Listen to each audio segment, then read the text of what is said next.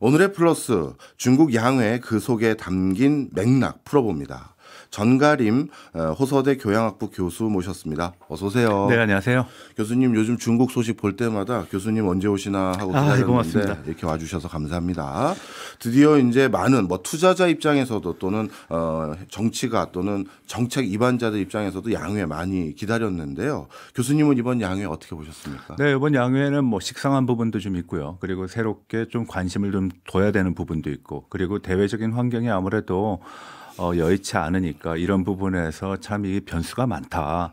그런 가운데 중국이 발표한 양회의 여러 가지 내용들 중에 우리가 몇 가지는 좀 짚고 넘어갈 필요가 있는데, 너무 낙관적인 기대를 하는 것도 좀 경계를 해야 되지만 너무 비관적으로 바라보는 것도 좀 경계를 해야 된다. 그래서 이번 양회 가장 큰 이슈 중에 하나는, 보통 우리가 양회하게 되면은 중국에서 가장 큰 정치 이벤트이기 때문에 관심을 많이 두는데요. 3월 4일 날 한 일주일 정도 열립니다. 예. 근데 매년 양회를 개최할 때 매체에서 언론에서 관심을 두는 건 이제 경제 성장률 목표치라는 거 있거든요. 3년 연속 5% 내외를 달성하겠다라고 얘기한 측면에서 보게 되면은 다소는 좀 식상한 부분이 있고요. 그리고 이제 내수 진작을 하겠다라는 것을 가장 중점에 뒀다라는 측면에서 보게 되면은 중국 경제가 살아나는 것이 아무래도 우리 경제에는 좋은 영향이 될 수도 있으니까 그런 측면에서 기대감이 있습니다. 네. 그리고 이제 AI에 대한 투자로 이제 전통적인 어떤 산업 경제를 이끌어 나가겠다라는 측면, 그리고 여러 가지 이제 사회 안전망, 국방 그리고 외교 측면에서 나온 내용들을 보게 되면은 이거는 다소 좀 우려스럽다. 왜냐하면은 중국 주도의 어떤 경제 정책 그리고 홍색 공급망이라 그래가지고서 모든 것을 중국 안에서 해결하겠다라는 그런 의도가 또 한 가지 있고, 그리고 대외적인 측면에서는 굉장히 공세적인 입장을 표명했기 때문에 이런 점은 다소 좀 우려스럽다라고 봅니다. 네, 사실 이번 양회 같은 경우 많은 부분이 치안 확보, 이 치안 예산에 쏠려 있는 것 같은 게 가장 이색적이었거든요. 네.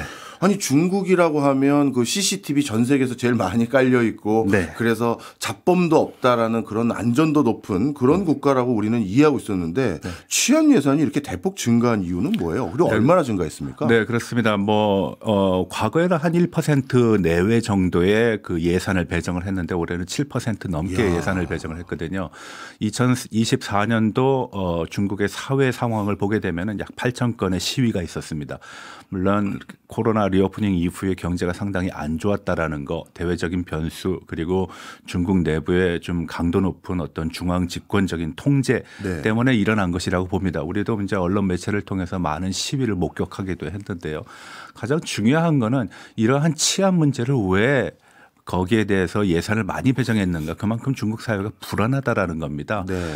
중국이 5%의 경제 성장을 달성했다라고 스스로 자평하기는 하지만 실질적으로 또 내부적으로는 디플레이션을 걱정하고, 그리고 성장률 5%를 달성한 국가가 왜 소비 진작에 고민을 해야 되는 것이고, 그리고 소득의 증가분이 낮다라는 것에 대해서 고민을 해야 되는 거는 사실 앞뒤가 안 맞는 얘기거든요. 그렇네요. 네, 근데 이제 치안 부분에서의 그 예산 증가가 가장 주목되는 거는 최근 중국이 발표하고 있는 첨단 과학 기술, 특히 중국이 앞서가고 있는 것이 안면 인식이라든지 그리고 뇌세포를 통해 가지고서 행동을 미리 예측하는 거, 그리고 이제 감시망 같은, 조금 전에 앞서 말씀하셨다시피 CCTV도 많은 나라다 보니까 이런 상황에서 더 이런 거에 투자를 한다. 그리고 이것을 하나의 경제의 동력으로서 삼겠다라는 것은 다소 좀 의아한 부분입니다. 그래서 중국 사회가 그만큼 여러 가지 사회적 문제를 안고 있다. 그래서 정부의 관리 통제가 그만큼 필요하다라는 것이고, 이러한 것이 여러 사회적인 현상으로 나타나는데, 과거에는 우리가 탕핑이라는 얘기를 들어봤습니다. 그냥 들어눕고 아무 일도 안 한다라는데 중국에서 이제 유행했던 단어인데요. 요즘에는 조금 달라서 시엔종이라는 단어, 헌충이라는 단어가 유행인데, 그건 뭐냐면은 묻지마 살인이 굉장히 많이 일어났습니다. 근데 이 묻지마 살인이 일어난 동기를 보게 되면은 소득의 감소, 그리고 생활의 고통, 이런 것들에 의해서 발생된 거기 때문에 아무래도 이것이 체제 불안의 요인으로 확산되지 않을까. 과거에 이런 현상은 육사 천안문 사태도 있었습니다. 우리가 보통 육사 천안문 사태를 민주주의, 민주화 시위라고 생각을 하는데, 사실은 그 근저에는 경제적인 불균형, 그리고 이로 인한 사회적인 갈등이 하나의 촉발 요인 요인이 됐거든요. 예. 그래서 이런 측면을 보게 되면은 중국 정부가 사회 치안에 얼마만큼 관심이 많은가, 그리고 사회의 불합리함, 불공정함, 그리고 불균형한 발전에 얼마만큼 주목을 하고 있는가를 알 수 있습니다. 네. 사실 중국이라는 나라는 아주 특이하게 뭐 대규모 난이라든가 이런 걸로 어떤 왕조가 바뀌기도 하는 그런 역사를 우리가 학교에서 많이 배웠는데 네. 이번에는 어떻습니까? 역대 그 중국이 사회 불안을 대응해왔던 패턴과 이번에는 뭐 어떤 차이점, 유사점도 있는지도 궁금하고요. 또 잘 또 그냥 누를지 그것도 궁금한데요. 가장 큰 차이점이라 그러면은 첨단 산업을 동원하고 있다는 겁니다. 그래서 과학 기술에 의존한 통제 관리를 강화한다. 중국에서는 이제 전자화폐를 사용하고요. 핀테크가 굉장히 발달돼 있거든요.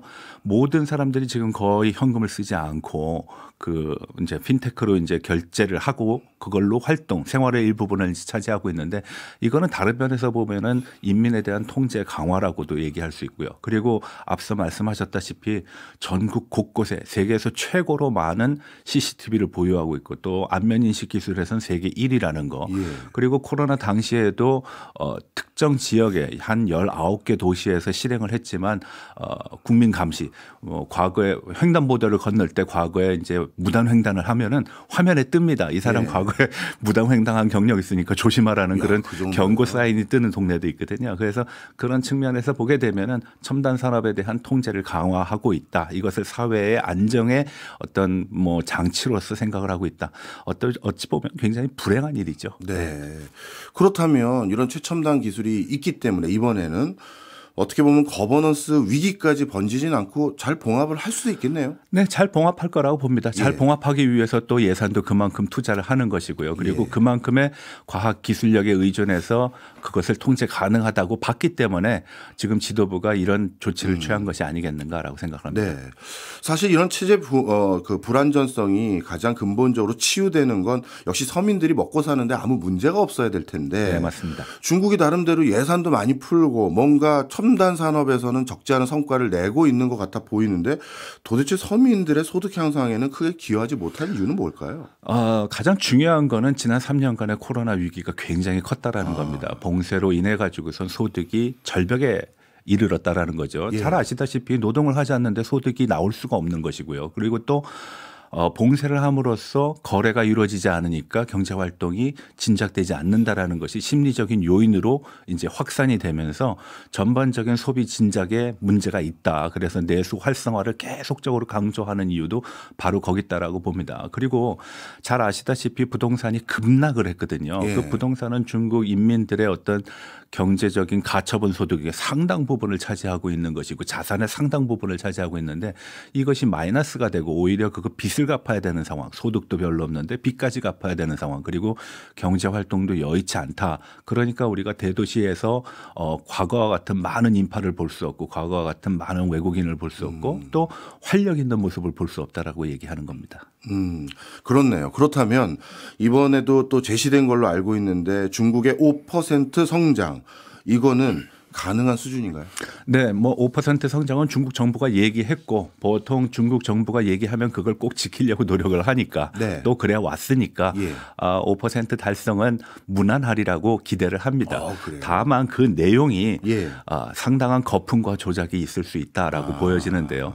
우리가 2월 28일 날 발표된 2024 중국 경제와 사회 발전이라는 통계 자료를 보게 되면은 고정자산에 대한 투자가 감소를 했습니다. 그리고 인민소득의 자산 형성도 상당히 큰 충격을 받았고요. 그리고 경제에도 여러 가지 문제가 나타났다라는 것이 통계적으로 나타나는데, 중국 정부는 어떤 측면에서 그렇게 재정적인 그리고 화폐적인 측면에서의 자신감을 가지고 정책을 전개할 수 있느냐라고 의문을 가질 수밖에 없습니다. 예. 앞서 말씀드렸다시피 5% 경제 성장을 했는데도 여전히 디플레이션을 우려하고 예. 그리고 내수 진작을 우려하는 거는 사실 앞뒤가 안 맞는 얘기거든요. 그러니까요. 그래서 이런 상황을 우리가 전반적으로 고려할 때 올해 중국의 어떤 재정 적자 폭을 늘려서 시장의 유동성을 공급함으로써 경제를 활성화하겠다라고 했지만 예. 그 폭은 생각보다 높지 않다. 그리고 과거 2년 동안도 그것을 지속적으로 추진해 왔는데 예. 결과적으로는 해결을 하지 못했다라는 것이 반복된다라는 측면에서 보면 경우에는 좀 힘들다라고 볼 수 있고요.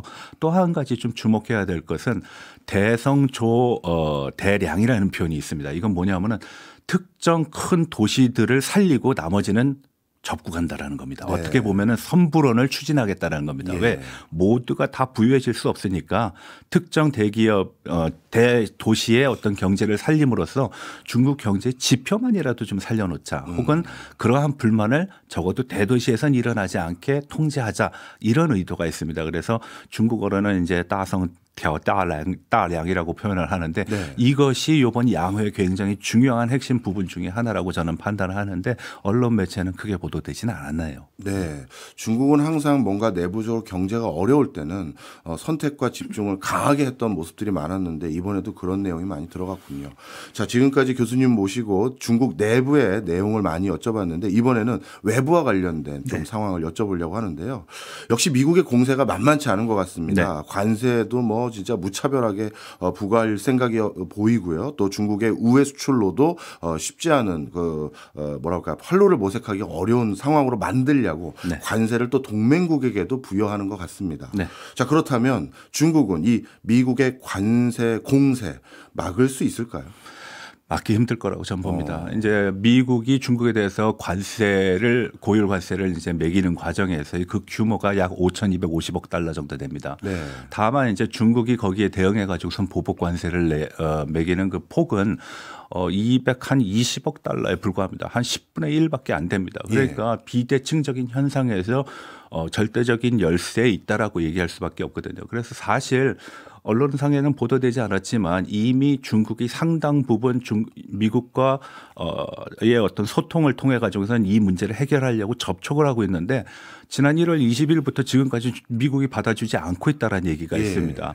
예. 그리고 양회를 기점으로 해가지고선 중국이 보복 관세를 10%를 매겼는데 근데 매긴 내용도 보게 되면은 농축산물이 대부분이에요. 미국의 약한 부분을 건드리겠다라는 건데 실질적인 효과는 그다지 크지 않습니다. 그래서 앞으로 주목해야 될 것은 한 4월부터 진행될 중미 간의 어떤 무역 협상이 어떻게 전개될 것인가. 그리고 5월에서 6월 정도 되게 되면은 뭐 트럼프나 시진핑이 만날 기회가 있을 텐데 그 과정 속에서 어떠한 합의점에 이를 수 있는가. 만약에 합의점에 이르지 못한다 그러면은 우리가 상상하기 힘든 양국 간의 어떤 무역 분쟁이 노골화될 겁니다. 트럼프도 4월 2일서부터 노골적으로 중국을 공격하겠다고 얘기했으니까요. 네. 좀 지켜봐야죠. 근데 이제 관세가 보통 10%, 15%, 20% 이렇게 얘기하니까 많은 분들은 아, 이거 10% 오르면 환율 좀 조정해가지고 해결하면 되는 거 아니야? 라고 하는데 기존에 25%의 관세가 이미 있었습니다. 거기에 또 10% 또 25% 한다라는 건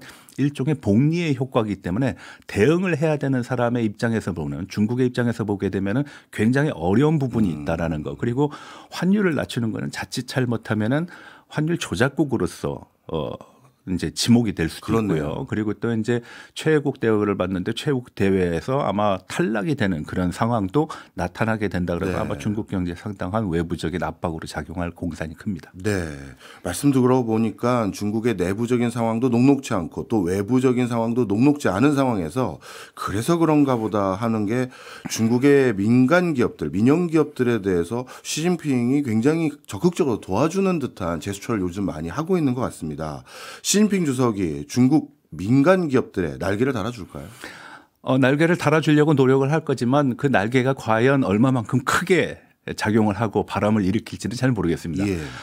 민간 기업을 격려를 하는 거는 뭐 올해가 처음 있는 건 아니고 2018년도에도 있었습니다. 당시에는 이제 부동산 업체들 그리고 생산 업체들이 주로 이제 주목을 받았고 소프트웨어 업체들이 주목을 받았는데 올해 특별한 거는 이제 AI 그룹 그리고 농업과 관련된 부분이 이제 주목을 받았습니다. 잘 아시다시피 딥시크의 설립자인 양원펑이라는 사람도 거기 자리에 참가했고 한때 탄압을 받았던 마윈도 들어가 있었습니다.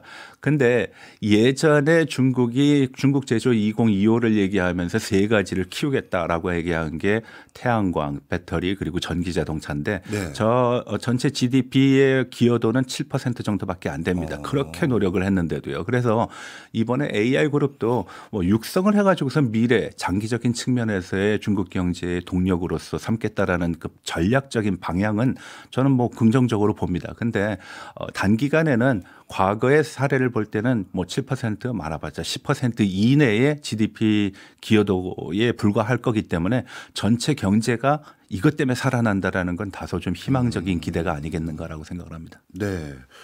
야, 그러면 중국은 진짜 뭐라고 해야 될까요? 어디서 답을 찾아야 될지 이런 게 걱정인데 미국은 점점 더 고립주의로 가고 있고 아마 중국은 그 답을 찾기 위해서 자연스럽게 외부에 수출을 좀 더 하려고 하는 그런 면모를 보이는 것 같은 느낌이 드는데 그렇다면 이번에도 중국이 어떻게 보면 올 연초에 시진핑 주석이 글로벌 사우스라고 한가요? 그렇게 대외적인 거에 대해서 굉장히 중요도를 높였는데 그런 전략으로 갈까요? 네, 혼자 대응하기 힘들 때는 힘을 합치는 거죠.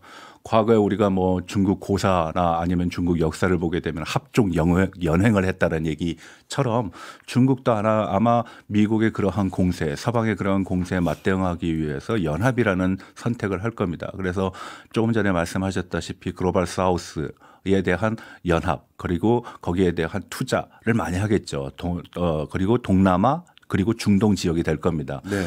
뭐 러시아 푸틴이 지금 트럼프와 상당히 이렇게 마음이 잘 맞는 상황으로 가고 있기 때문에 중국의 입장에서 보면 압력이 굉장할 거거든요. 그래서 요번에 양회를 통해서도 이것이 증명이 된 게 외교부의 예산이 대폭 늘어났습니다. 그 대폭 늘어난 대부분은 중동 지역, 아세안 그리고 글로벌 사우스에 대한 영향력 강화를 위한 자금 확보 그리고 활동비 정도라고 생각을 하시면 될 것 같습니다. 네.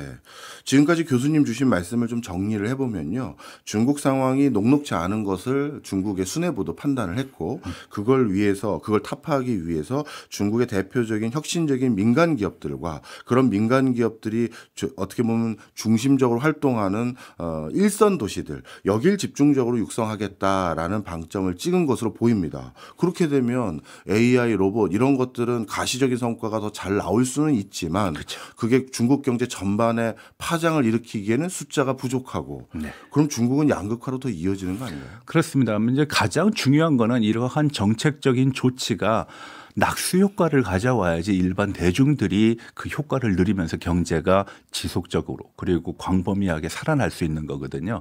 그런데 앞서 말씀드렸다시피 대량이라는 큰 도시들을 살림으로 가지고선 그리고 특정 산업을 살림으로써 이걸 끌고 나가겠다라고 얘기하게 되면은 결국은 선부 후부의 문제 누가 먼저 잘 살고 누가 나중에 잘 사는데 나중에 잘 사는 사람들이 과연 그걸 수용할 수 있을까라는 문제가 있을 수 있고 먼저 잘 사는 사람들은 굉장히 비대칭적인 경제 성장, 불균형적인 경제 성장을 피해가기 힘들 겁니다. AI 산업만 발전해서 되겠습니까? 뭐 기존의 전통 산업도 발전해야 되고 1, 2, 3차의 그런 균형적인 발전이 장기적으로 보면은 중국 경제에 좀 건전한 어떤 발전을 도모할 수 있는데 그것이 아니라 최첨단으로 가겠다. 물론 미국과의 경쟁에서 할 수 있는 선택의 여지가 그거밖에 없기 때문에 그렇게 선택을 했겠지만 그래서 우리가 균형 발전 그리고 뭐 중국에서 자주 얘기하는 조화로운 사회 공동 부유를 창출하려고 그러면은 이런 선택에서 조금 유연한 선택을 해야 되는데 그런 선택은 이번 양회에서 그다지 돋보이지 않았다라고 말씀드릴 수 있겠습니다. 네. 짧게 국방비는 어떻게 됐는지도 궁금합니다. 국방비는 예년과 같이 7%가 돼 있습니다. 이제 국방비의 구성으로 보게 되면은 보통 인건비하고 훈련비 그리고 장비비가 이렇게 세 종류로 구성이 되는데 장비비의 비중이 가장 큽니다. 장비비는 이제 새로운 무기의 업그레이드 그리고 구매 그리고 판매 이런 걸 하다 보니까 여기와 관련된 부패가 굉장히 만연해 있습니다. 그래서 올해 양호의 특징 중에 하나가 별을 댄 장성급의 모습이 보이지 않습니다. 대부분 이제 부패 문제로 지금 조사를 받고 있기 때문에 그렇고요. 이런 측면에서 보면 군 현대화는 상당히 노력을 하고 있다. 그럼 군 현대화는 무엇을 위한 것이냐? 미국과의 대결 그리고 미국의 태평양의 접근을 보다 먼 거리에서 막기 위해서. 그래서 과거에는 1도련선, 2도련선이라고 표현을 했는데 최근에는 3도련선까지 얘기가 나오고 있습니다. 알겠습니다. 양해 이후 중국은 어떤 전략을 취할지 오늘 전가림 호서대 교양학부 교수였습니다. 고맙습니다. 네, 고맙습니다.